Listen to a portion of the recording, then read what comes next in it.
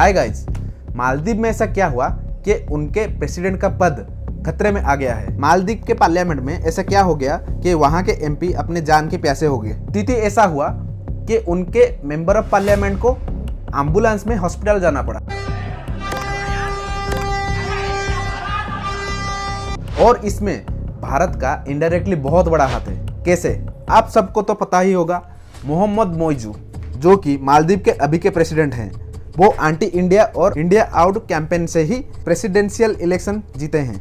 तो फिर प्रेसिडेंट होने के बावजूद उनके खुद के ही रूलिंग पार्टी का बात कैबिनेट में क्यों अप्रूव नहीं हो रहा है? लेकिन अगर हमारा इंडिया में प्राइम मिनिस्टर अगर कोई बात छेड़ दी तो वो तुरंत हो जाता है। इसको जानने से पहले ये जानना पड़ेगा कि मालदीव में प्रेसिडेंट का इलेक्शन कैसे होता है। अगर हमारे इंडिया में स्टेट लेवल में देखें तो आम जनता लोग डायरेक्टली एमएलए को चुनते हैं और सब एमएलए मिलके लीडर को चुनते हैं जो कि आगे जाके सीएम बनता है। एक एग्जांपल ले लेते हैं, ओडिशा के विधानसभा में 100 एमएलए का सीट है, उनमें से बीजेडी और बीजेपी का पार्टी है।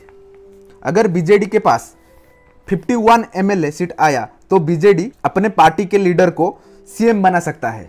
इससे ये बात पता चलता है कि हर एक सीएम पहले एमएलए बनना पड़ता है। हमारे ओडिशा के सीएम भी हिंजिली के एमएलए हैं। उसी तरह इंडिया में पार्लियामेंट में अगर 100 एमपी के सीट्स हैं और बीजेपी और कांग्रेस में बीजेपी को 51 सीट्स मिला तो सभी एमपी मिलके अपने लीडर को प्राइम मिनिस्टर घोषित कर सकते हैं। पीएम प्राइम मिनिस्टर भी एक एमपी थे, मेंबर ऑफ पार्लियामेंट थे। हमारे पीएम आदरणीय नरेंद्र मोदी वो वाराणसी के एमपी हैं और इंडिया में एमपी और एमएलए मिलके प्रेसिडेंट को चुनते हैं। इसीलिए अगर हमारे प्राइम मिनिस्टर कोई डिसीजन बनाते हैं तो वो कैबिनेट में तुरंत अप्रूव हो जाता है, क्योंकि maximum member of parliaments PM के पार्टी के होते हैं। पर मालदीव के केस में ये पूरी तरह अलग होता है। मालदीव के प्रेसिडेंट को चुनने के लिए कोई भी एमपी के वोट की जरूरत नहीं होता है। वहां पे लोग डायरेक्टली प्रेसिडेंट को वोट देके चुन सकते हैं। इस बार 2023 में मालदीव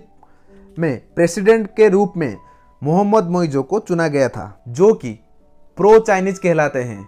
इंडिया आउट कैंपेन करके ही प्रेसिडेंशियल इलेक्शन जीते हैं। मोहम्मद मोइजू मालदीव के प्रेसिडेंट तो हैं, लेकिन उनका खुद का रूलिंग पार्टी जो कि पीएनसी है, पीपुल्स नेशनल कांग्रेस, वो पार्लियामेंट में माइनॉरिटी पार्टी है।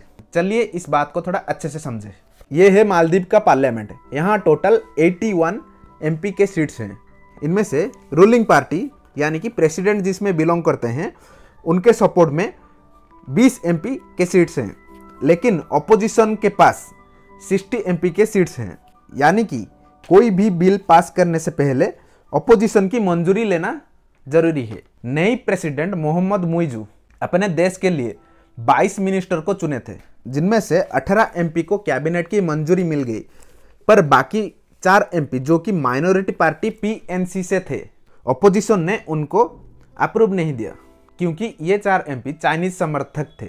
और मालदीव के पार्लियामेंट में जो ऑपोजिशन पार्टी है वो इंडिया सपोर्टर है। तो फिर क्या पीएनसी के एमपी लोग जो कि माइनॉरिटी थे, जो कि प्रेसिडेंट मोइजू के पार्टी के लोग थे, वो जाके स्पीकर के उनके कान के पास जाके सायरन बजाने लगे और कैबिनेट को चलाने से रोकने लगे।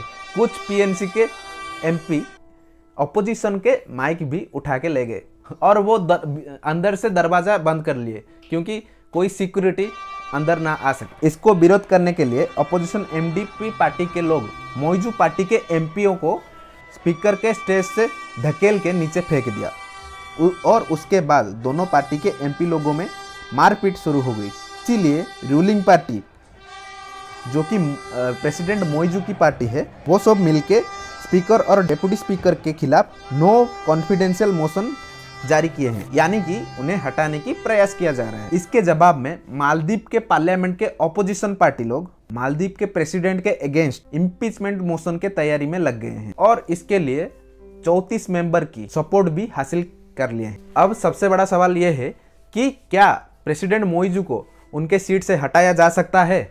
ऐसा बिल्कुल हो सकता है, क्योंकि अपोजिशन पार्टी एमडीपी और डेमोक्रेट्स मिलके 80 में से 56 एमपी सीट्स हैं, जिनमें से 43 एमडीपी के हैं और डेमोक्रेट्स के 13 हैं। दूसरी तरफ पीपीएम और पीएनसी के पास कुल 18 मेंबर हैं और मालदीव के कॉन्स्टिट्यूशन एंड पार्लियामेंट के स्टैंडिंग ऑर्डर के अनुसार वहां के प्रेसिडेंट को 54 वोट के साथ निकाला जा सकता है। ये भी देख लीजिए मालदीव में प्रेसिडेंट को हटाने के लिए क्या तरीका है। प्रेसिडेंट को हटाने के लिए पार्लियामेंट में एक रिजोल्यूशन सबमिट करना पड़ता है और वो रिजोल्यूशन को 2/3% वोट मिलने से वो पास हो जाता है। उसके बाद प्रेसिडेंट और वाइस प्रेसिडेंट को अपनी सीट छोड़ना पड़ेगा और वहाँ का पार्लियामेंट में टोटल एमपी 81 हैं और ऑपोजिशन 56 हैं। अगर देखा जाए 81 का 2/3 54 होता है, लेकिन ऑपोजिशन 56 इससे ज़्यादा है, तो ये मुमकिन है। तो इसीलिए ऐसा लग रहा है मोइजू कुछ ही दिन में प्रेसिडेंट के पद से निकाले जा सकते हैं। लगता है प्रेसिडेंट मोइजू को भारत का विरोध करना और चाइना का सपोर्ट करना बहुत ज़्यादा भारी पड़ गया है। अगर आपको वीडियो अच्छी लगी प्लीज़ लाइक करें, शेयर करें एंड सब्सक्राइब करें। Thank you.